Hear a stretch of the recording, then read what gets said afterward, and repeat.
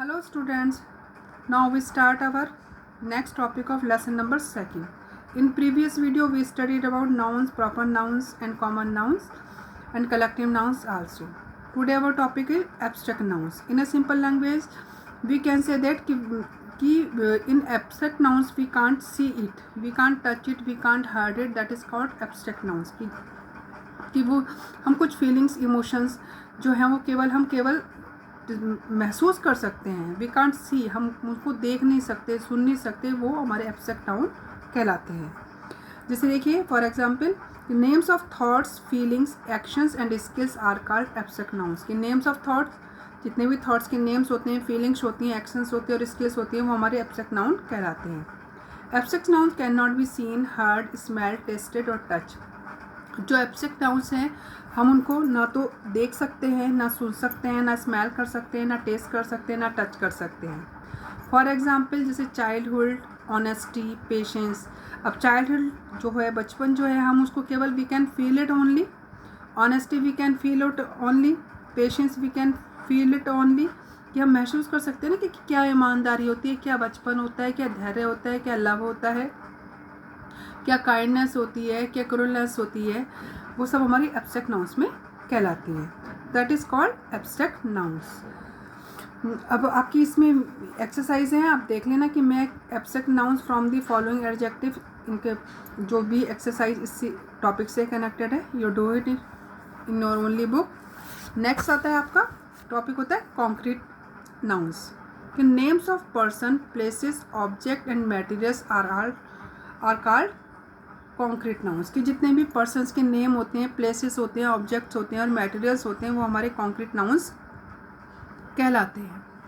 जैसे common nouns, proper nouns, collective nouns and material nouns are concrete. कि जो हमारे कॉमन नाउन हमने आपको समझाया था, प्रॉपर नाउन जो समझाया था, collective noun and material nouns, वो हमारे सब कॉन्क्रीट नाउन्स के अंडर में ही आते हैं. एग्जाम्पल देखिए जैसे boy, Paris, bunch, gold, that is called concrete nouns. I repeat again कि names of person, places, objects, materials are called concrete noun. Okay, I hope you understand. अब tick the boxes that contain concrete nouns. अब इसमें अब देखो wisdom क्या हुआ, हमारा abstract nouns हो गया. यान है, ब्रदर है, सीलिंग है ना, सरफोडम है. ये सारी चीज़ें आप देख लेना इसमें किस में आती है, concrete noun के उसमें आती हैं या फिर किसी उसमें. इससे कनेक्टेड जो एक्सरसाइज हैं आपकी, आप उसको अपनी इफ़ यू हैव पॉसिबल तो यू कैन डन इट. यदि आप पॉसिबल है तो आप कर लेना, बाकी मैं कराऊंगी आपको. ठीक है. नेक्स्ट टॉपिक है आपका पजेसिव नाउन्स. कि possessive nouns show ownership. Possessive nouns क्या होता है बेटा, किसी भी ओनरशिप. ओनरशिप होता है किसी की चीज़, कोई चीज़ का मालिक होना, पोजीशन होना, अधिकार होना. That is called possessive nouns. They are written with an apostrophe. When we show an possession on something, जब हम कोई पोजेशन दिखाते हैं किसी चीज़ पर, they are written with an apostrophe. वो एक अपॉस्ट्रोफी से लिख करा जाता है. अपॉस्ट्रोफी आप सब जानते हो क्या होता है, कि apostrophe before S is use to in case of singular nouns, है ना. कि अपॉस्ट्री हम क्या लगाते हैं, कॉमा लगा के S is use in the singular case. यदि सिंगुलर नाउन्स है तो अपॉस्ट्रोफी जो है वो तो बेटा वो इस तरीके से लगाया जा सकता है, बॉय कॉमा एस फिर पेन. तो बॉयज पेन यानी लड़के का पेन. ठीक है, ये सिंगुलर में आता है. इफ़ यदि जो हमारा नाउन प्लूरल है तो then we put S commas after the S. Okay, जैसे apostrophe after S is use in case of plural nouns, जैसे boys comma pen. Okay, that is called possessive noun. Next है आपका बेटा topic है noun case. अब देखिए noun के कितने केस होते हैं. ये नाउन के केस होते हैं बेटा 5. ठीक है. The case of a noun tells us about the position of a noun, that noun in a sentence. First of all I explain with what is case. Case क्या होता है, कि केस क्या होता है कि जो एक सेंटेंस में नाउन की जो पोजीशन होती है, दैट इज कॉल्ड केस. कि वो नॉमिनेटिव केस में है, ऑब्जेक्टिव में है, वोकेटिव में है, डेटिव में है, that is called noun case.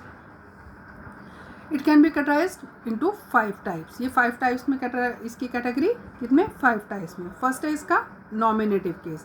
कि व्हेन ए नाउन और a pronoun is use as the subject of verb. कि जब सब्जेक्ट ऑफ द वर्ब के रूप में यूज़ किया जाए तो वो हमारा नॉमिनेटिव केस में किया जाता है कि जब नाउन और एक नाउन को प्रयोग किया जाता है एक सब्जेक्ट ऑफ द वर्ब के रूप में, that is called nominative case. ठीक है, जैसे तरुण बॉट ए पेन, तो here is Tarun subject and bought is या वर्ब। तो तरुण क्या हो गया, तो subject of a verb, that is called a nominative, यानी कि तरुण ने खरीदा एक पेन। तो who bought a pen, Tarun bought a pen. Okay, next आता है आपका इसमें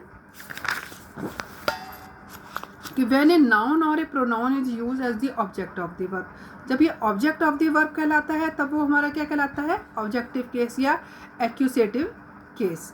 ठीक है, जैसे फॉर एग्जाम्पल जैसे तरुण बॉट ए पेन, तो Tarun here, Tarun is subject, bought is a verb and pen is a object. तो ये क्या कहलाया हमारा, तो तरुण बॉट ए पेन, तो ऑब्जेक्ट यहाँ इधर पेन हो गया एंड वर्ब हमारी क्या हो गई, बॉट हो गई। तो यहाँ पर ये क्या किस केस में कहलाया, हमारा object of the verb. Okay, that is called a objective case.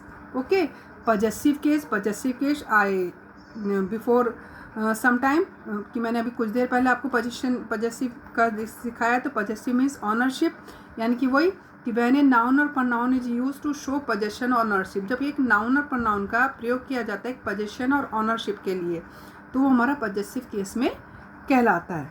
तो it is said to be in the possessive case, ये हमारा किस में कहलाता है, पजेसिव केस में। यानी कि जैसे तरुण's पेन वाज लॉस्ट, तरुण का पेन खो गया। ये यदि यहाँ प्लूरल होता तो प्लूरल होता, जैसे चिल्ड्रंस पेन वर लॉस्ट, इनकी बहुत सारे बच्चों के पेन लॉस्ट हो गए। तो उस तरीके से हम देखते प्लूरल में प्लूरल की तरह से, सिंगुलर में सिंगुलर की तरह से। तो यहाँ पर ये पजेसिव केस में है कि तरुण's पेन वाज लॉस्ट। तो यहाँ पर कौन हुआ, तरुण, किसका पेन है, तरुण का।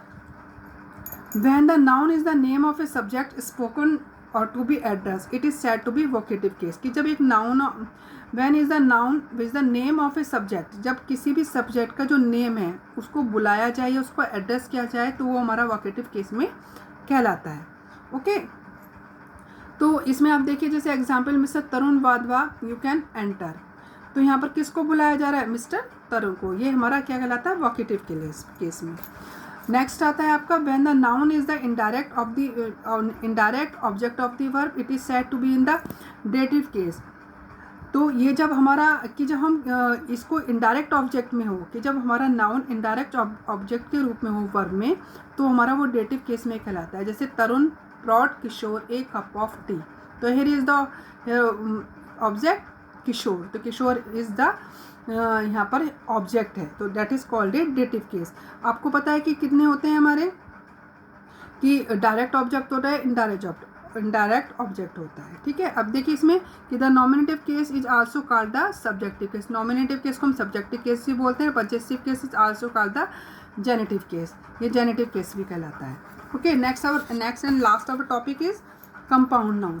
अब हमारा कंपाउंड नाउन्स क्या है कि कंपाउंड नाउन्स क्या होता है बेटे, compound nouns are formed in the following ways. इस तरह से कंपाउंड नाउन्स को हम बनाते हैं। किस तरीके से कि close from in which two words are combined, कि जब जो पास के जो वर्ड होते हैं क्लोज फॉर्म होती है, उनके जो टू वर्ड्स होते हैं उनको आपस में कंबाइन करके हम उसको क्या बनते हैं, compound nouns. Like that time table, cloth, classroom, like that. Okay, अब है नेक्स्ट है hyphen form in which two words are concerted with hyphen. जब हम हाइफन के द्वारा कनेक्टेड करते हैं कि hyphen form in which two words are connected with a hyphen, तो जब हम हाइफन के जरिए टू वर्ड्स को कनेक्टेड करते हैं वो भी हमारे कंपाउंड नाउन्स कहलाते हैं, जैसे son in law, father in law, sister in law, like that. Next है open form in which two longer words are combined as one, कि जब ओपन फॉर्म कि in which two longer words के जो दो लंबे वर्ड्स होते हैं जिनको कंबाइन किया जाता है एक में, तो वो भी हमारे कंपाउंड नाउन्स के अंतर्गत आते हैं। जैसे